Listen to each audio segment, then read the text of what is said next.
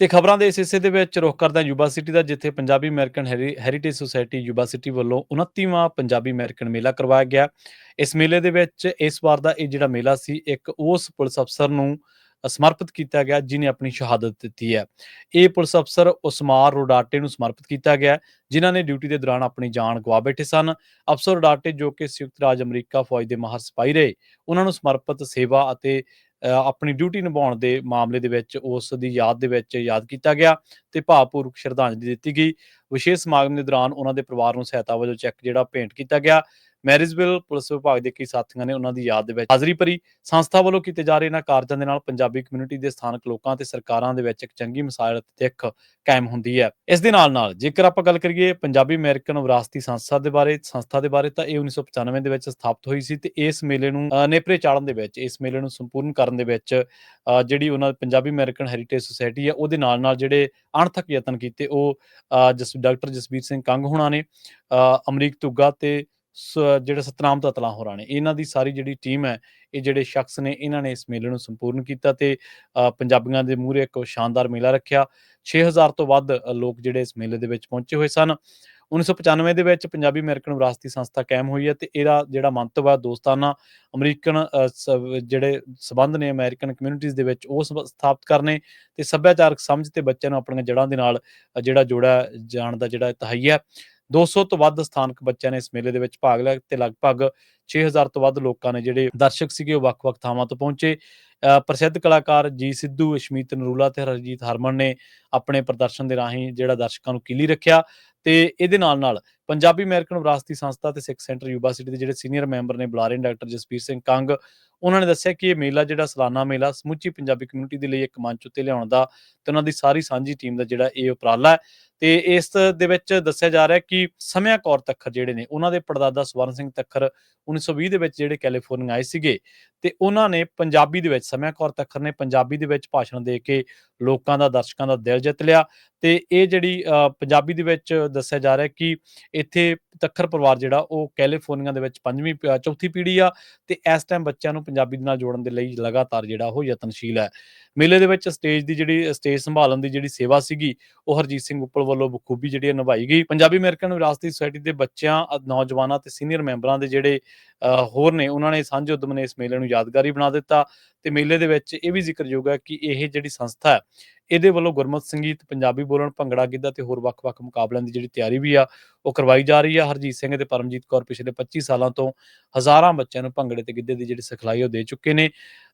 Punjabi culture ਜਿਹੜਾ centre ਹੈ ਫਰੈਜ਼ਨੋ ਵਿਖੇ ਤੇ ਪੰਜਾਬੀ ਰੇਡੀਓ USA, ਉਹ ਵੀ ਪੰਜਾਬੀ ਮਾਂ ਬੋਲੀ ਨੂੰ ਪ੍ਰਫੁੱਲਤ ਕਰਨ ਦੇ ਲਈ, ਉਹਦੇ ਮੂਹਰੇ ਦਰਪੇਸ਼ ਚੁਣੌਤੀਆਂ ਦੇ ਲਈ ਹਮੇਸ਼ਾ ਇਹੋ ਜਿਹੇ ਜਿਹੜੇ ਕਾਰਜ ਨੇ ਉਹਨਾਂ ਦੀ ਸ਼ਲਾਘਾ ਵੀ ਕਰਦਾ ਤੇ ਆਪ ਵੀ ਇਹੋ ਜਿਹੇ ਕਾਰਜ ਜਿਹੜੇ ਨੇ ਕਰਵਾਉਂਦਾ ਰਹਿੰਦਾ। ਆਓ ਹੁਣ ਜਾਂਦੇ ਤੁਹਾਨੂੰ ਸੁਣਾਉਣੇ ਆ ਸਮਿਆ ਕੌਰ ਤੱਖਰ, ਜਿਨ੍ਹਾਂ ਦੇ ਬਾਰੇ ਆਪਾਂ ਗੱਲ ਕਰ ਰਹੇ ਸੀ, ਉਹਨਾਂ ਵੱਲੋਂ ਦਿੱਤੀ ਗਈ ਇਸ ਮੇਲੇ ਦੇ ਦੌਰਾਨ ਸਪੀਚ। ਜੀ ਕਾ ਖਾਲਸਾ, ਵਾਹਿਗੁਰੂ ਜੀ ਕੀ ਫਤਿਹ। ਮੇਰਾ ਨਾਮ ਸਮਿਆ ਕੌਰ ਤੱਖਰ ਹੈ। ਮੈਂ ਰਿਵਰ ਵੈਲੀ ਹਾਈ ਸਕੂਲ ਦੀ ਵਿਦਿਆਰਥਣ ਹਾਂ। ਮੈਂ ਪਿਛਲੇ 10 ਸਾਲਾਂ ਤੋਂ ਸਿੱਖ ਕਮਿਊਨਿਟੀ ਸੈਂਟਰ ਸਕੂਲ ਦੇ ਨਾਲ ਜੁੜੀ ਹੋਈ ਹਾਂ। ਮੈਂ ਪਹਿਲੇ 7 ਸਾਲ ਸਿੱਖ ਕਮਿਊਨਿਟੀ ਸੈਂਟਰ ਸਕੂਲ ਵਿੱਚ ਗੁਰਮੁਖੀ, ਗੁਰਮਤਿ ਇਤਿਹਾਸ ਅਤੇ ਹੋਰ ਵੀ ਕਈ ਕੁਝ ਸਿੱਖਿਆ ਹੈ। ਜਦੋਂ ਮੈਂ ਸਿੱਖ ਕਮਿਊਨਿਟੀ ਸੈਂਟਰ ਸਕੂਲ ਸ਼ੁਰੂ ਕੀਤਾ ਸੀ, ਉਦੋਂ ਮੈਨੂੰ ਗੁਰਮੁਖੀ ਪੜ੍ਹਨ ਅਤੇ ਲਿਖਣ ਨਹੀਂ ਆਉਂਦੀ ਸੀ ਅਤੇ ਮੈਨੂੰ ਆਪਣੇ ਅਮੀਰ ਵਿਰਸੇ ਅਤੇ ਵਡਮੁੱਲੇ ਸਿੱਖ ਇਤਿਹਾਸ ਬਾਰੇ ਕੋਈ ਜਾਣਕਾਰੀ ਨਹੀਂ ਸੀ। ਪਰ ਅੱਜ ਮੈਂ ਮਾਣ ਨਾਲ ਕਹਿ ਸਕਦੀ ਹਾਂ ਕਿ ਸਿੱਖ ਕਮਿਊਨਿਟੀ ਸੈਂਟਰ ਸਕੂਲ ਮੇਰੇ ਜੀਵਨ ਦੀ ਇੱਕ ਨੀਂਹ ਵਾਂਗੂ ਹੈ, ਜਿਸ ਨੇ ਮੈਨੂੰ ਇੱਕ ਚੰਗਾ ਇਨਸਾਨ ਬਣਨਾ ਸਿਖਾਇਆ ਅਤੇ ਸਮਾਜ ਵਿੱਚ ਭਾਈਚਾਰੇ ਲਈ ਕੁਝ ਚੰਗਾ ਕਰਨ ਦੀ ਪ੍ਰੇਰਨਾ ਦਿੱਤੀ।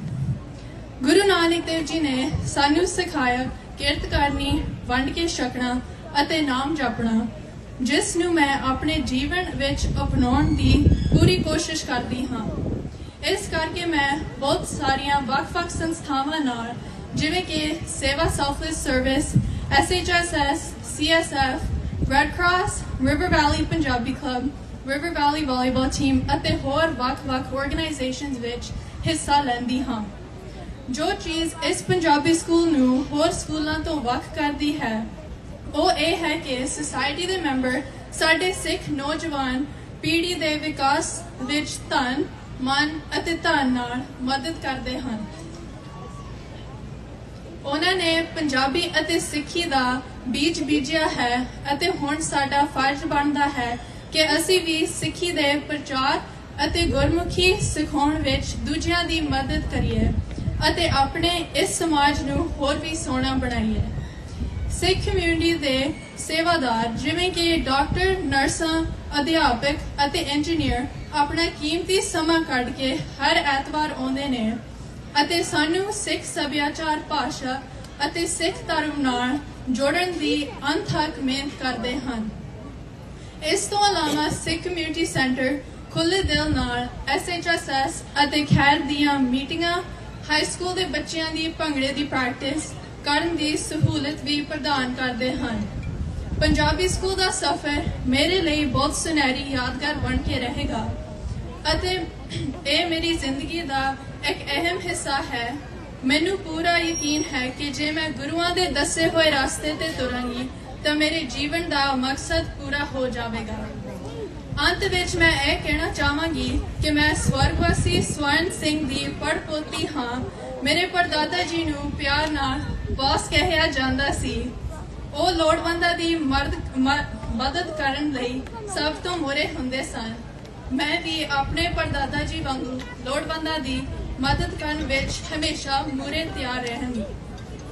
ਤੱਖਰ ਪਰਿਵਾਰ ਦੀ ਚੌਥੀ ਪੀੜ੍ਹੀ ਹੋਣ ਦੇ ਨਾਤੇ ਮੇਰੇ ਲਈ ਇਹ ਬਹੁਤ ਜ਼ਰੂਰੀ ਹੈ ਕਿ ਮੈਂ ਆਪਣੀਆਂ ਜੜ੍ਹਾਂ ਨਾਲ ਜੁੜ ਰਹਾਂ ਅਤੇ ਹਮੇਸ਼ਾ ਵੀ ਸੇਵਾ ਭਾਵਨਾ ਨਾਲ ਸਮਾਜ ਦੇ ਕਾਰਜ ਸਵਾਰ ਸਕਾਂ।